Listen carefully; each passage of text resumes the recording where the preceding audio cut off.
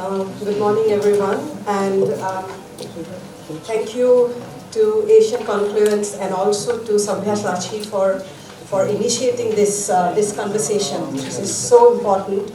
Although I think that it's absolutely long due, and it was very nice to hear when Sabhya called up and said that we want to organize this. Are you around? And I said yes, definitely.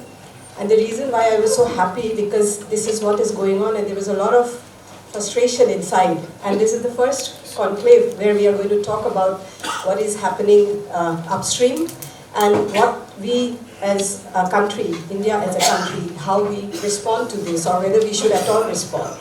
But what I think is the first thing to understand here is the science. How much science do we have? What is missing and why it matters, why it is so important that we need to have science to make any claim or any acquisition or any acceptance of whatever is happening upstream. So as you know, in IIT, we are engaged in a lot of research related to particularly the Brahmaputra River. So today what I'm going to present is not something that I'm working alone. We have a group of PhD scholars who are working. And Professor Arup Sharma is not here, but he is also a part of this work that we are doing to understand this river basin. I don't have actually the control with me on the slides, so somebody has to go to the next slide. Yeah. Okay, so let me start with this first slide. What we tried to do here is actually we thought that let us map the science that exists, particularly related to the river basin, impact of climate change, and how that impact is going to have a downstream impact or impact on hydropower dams that we are all planning to come up with. So the first thing that we saw, the year-wise distribution of the publications related to climate change and Brahmaputra River Basin. And what you see here is that definitely there is an encouraging trend, although number is limited. But what seems interesting is that basin level studies are very less. What you actually see is that China, on its part of the tributary or its part of the Yalong Thangpo, is doing its research. India on various tributaries. Bangladesh also in their own region. Bhutan very less. Comparative study meaning that Brahmaputra features as one of the study area in a larger river basin, say for example GBM, or even in comparison with Mekong. But basin level studies are limited. What we found is that in that entire 3 decade, what you see is that we only have around 13 basin level studies. Next slide. Now, okay, you have to actually, there was a animation, so it gives all the information out. So anyway, I'll try to still keep the suspense. So what you see here is that, so the next point was what are we studying? So we try to understand how much of extreme events are studied. So you see that at basin level, there are some studies, which is actually only 2 in number, which talks about the entire Brahmaputra River Basin, and it is basically focusing on precipitation extreme. And on the other side, the emission scenarios, we have studies which has applied several emission scenarios, but now it is hidden under that. Basically, the one which I was trying to highlight is focusing mostly on the RCP 8.5, which means that assuming that it all goes business as usual, how the things would look like. So we just found one study which is talking about this. But one important point to note here is that the authors' affiliations are from non-basin countries. They are not, so Chinese, Indian, Bangladesh, Bhutan authors are not collaborated together to produce this result. These are mostly coming from European countries or from Australia. Can you go to the next slide? Then, what are we studying? Where the focus is? As you can see, hydroclimatology and there are a lot of focus on glaciological studies, hydroclimatological studies.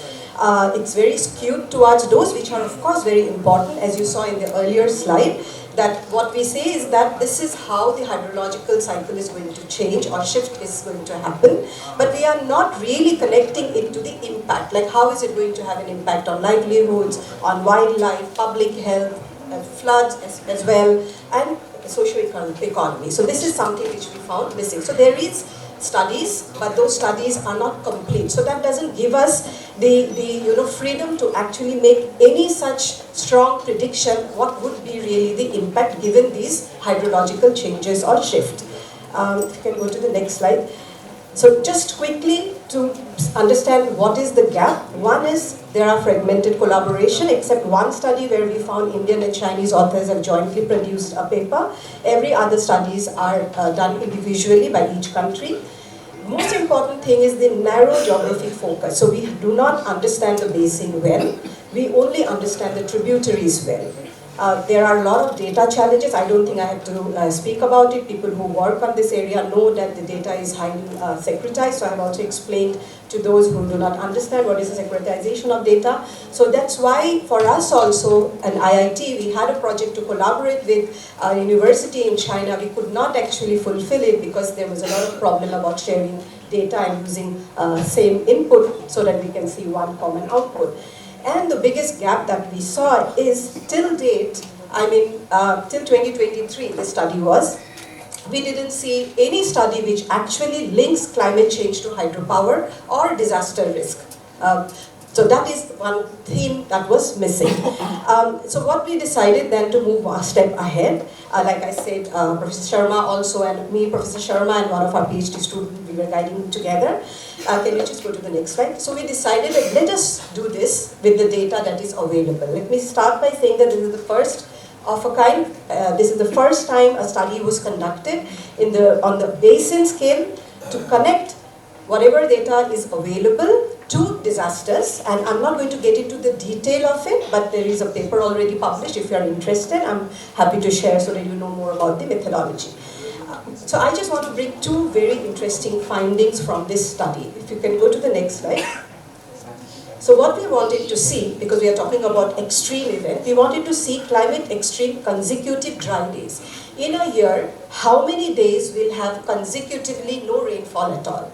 And when we did this, what was coming out clearly to our study in two scenarios. One is RCP 4.5, near future and far future. In both cases, we found that the lower part of the basin basically indicates that there would be drought-like condition. And in 8.5, near and far, what you see is there is severe drought-like condition, which means the monsoon on which we are now depending will change. And this is something very clearly also highlighted by studies, which is only focusing and not connecting it with the disasters risk.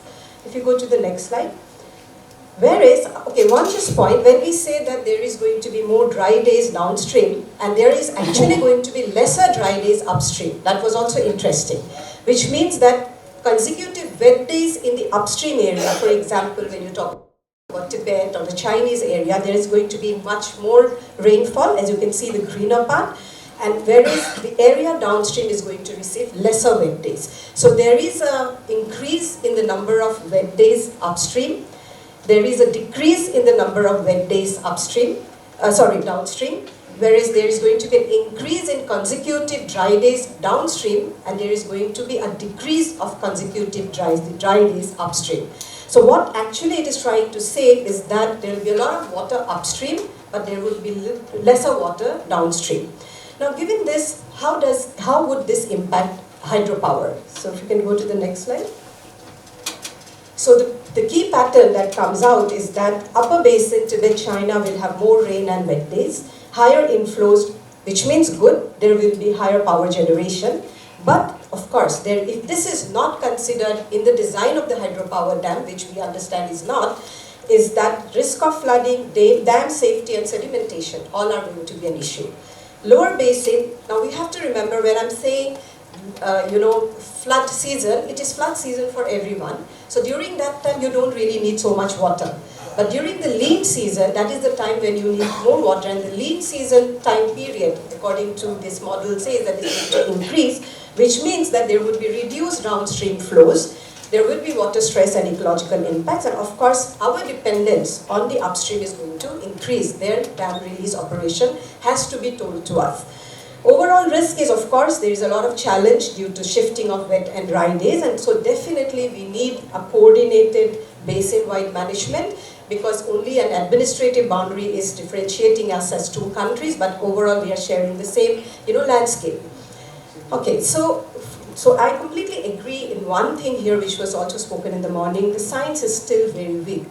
Like I said, this is the only study and we cannot, of course, make policy decisions based on this study. There were a lot of data issues, limitations, etc. But given what we had, this was the best. So which means that first thing that needs to be understood is how do we enhance science, because we are talking about a river basin, we are still at dark about the way the river basin is going to change in the near future. If you can go to the next step. So now let me come back to the discussion that we are doing here today, the dam.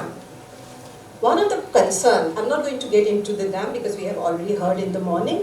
One of the concerns is the lack of transparency from the Chinese side. Now what happens when there is a lack of transparency? It actually leads to information gaps and asymmetry. Of course, what China knows in terms of the impact of this dam, we do not know that much. So there is an information asymmetry. We have not conducted EIA based on the dam's impact. So we do not know what will be the impact. And on top of it, it has been mentioned that it is a run-of-the-river project.